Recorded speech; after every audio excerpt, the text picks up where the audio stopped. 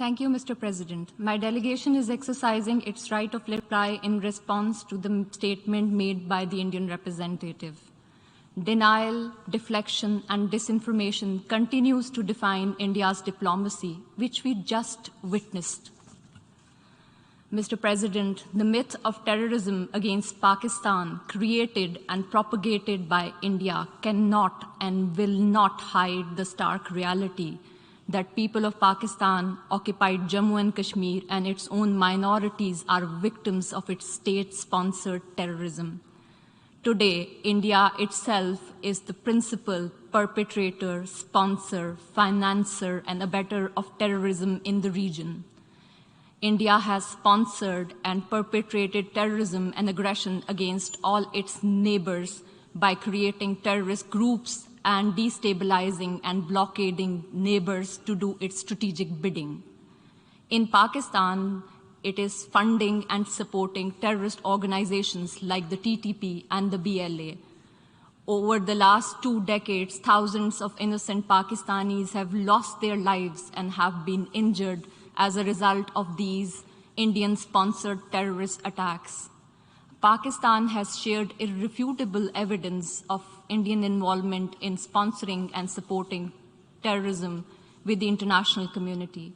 India's National Security Advisor, Mr. Ajit Doval, has publicly admitted supporting and financing of terrorist organizations. The captured Indian spy, Kulbhushan Jadhav, has also confessed to organizing terrorist attacks in Pakistan.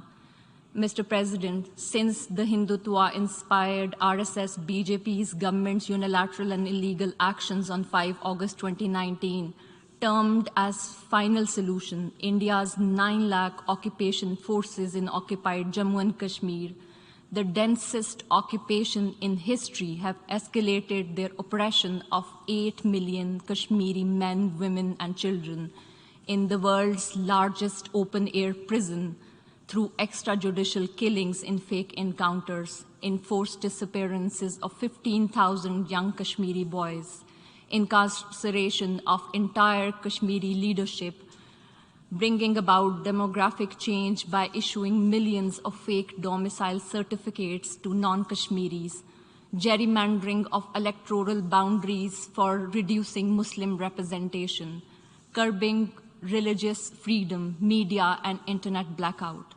Last year, Pakistan presented a comprehensive dossier containing concrete evidence of massive human rights violations, war crimes, crimes against humanity, and genocide being perpetrated by Indian occupation forces with impunity.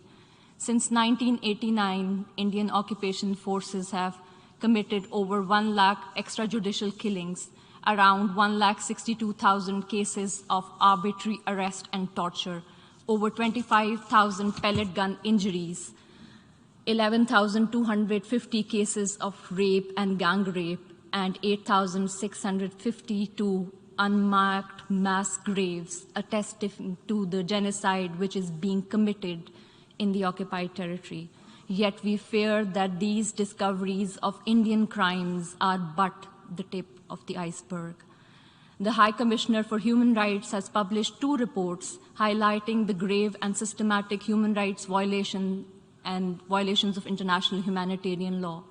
Calling for accountability, the High Commissioner has recommended the establishment of a commission of inquiry to investigate these atrocity crimes against the Kashmiri people, and has called upon India to grant access to monitor the worsening human rights situation. Several special procedures and mandate holders have also termed the human rights situation in the occupied territory in a, quote, free fall. International media and major human rights organizations have expressed serious concerns about human rights violation in the occupied territory. Professor Gregory Stanton, president of Genocide Watch, warned that, quote, the Indian government's action in Kashmir have been an extreme case of persecution and could have very well led to genocide, unquote. Not surprisingly, Indian authorities have not yet responded to any of these communications. In fact, a witch hunt has been launched against those who dare to report these crimes, including Amnesty International and other human rights organizations, journalists, and human rights defenders. If India has nothing to hide, it must grant access to the occupied territory to human rights mechanism, accept a UN Commission of Inquiry, and agree to implement Security Council resolutions granting right to self-determination to the people of Kashmir. Mr. President, India's reign of terror against its minorities, which are more than the population of majority of the countries of the world, continues unabated. The pandemic of Islamophobia has penetrated into the very foundation of the Indian state, where 200 million defenseless Muslims are lynched by cow vigilantes and killed in pogroms led by RSS brown-shot thugs, where there are public calls of genocide of Muslims being made with official complicity, where the criminal perpetrators of Gujarat and Delhi pogrom enjoy state office and patronage, where the desecration of mosques, including the Babri Mosque and a temple being built in its place, is the state agenda, where rich Muslim culture and heritage is being destroyed and history is being rewritten, where the Citizenship Amendment Act aims to purge India of its Muslim minority, where hijab is banned, where anti-Muslim social media trolls of Corona Jihad rule the internet, where the ruling RSS-BJP leaders call Muslims termites and the green virus, where houses and shops of Muslims are being bulldozed, and where derogatory remarks against Holy Prophet, peace be upon him, are being made by top leadership of RSS dispensation as part of the state policy to hurt feelings and sentiments of not only Indian Muslims, but also billions of Muslims across the world. Other minorities in India, including Christians, Sikhs, and Dalits, also face persecution, and churches and gurdwaras are routinely torched.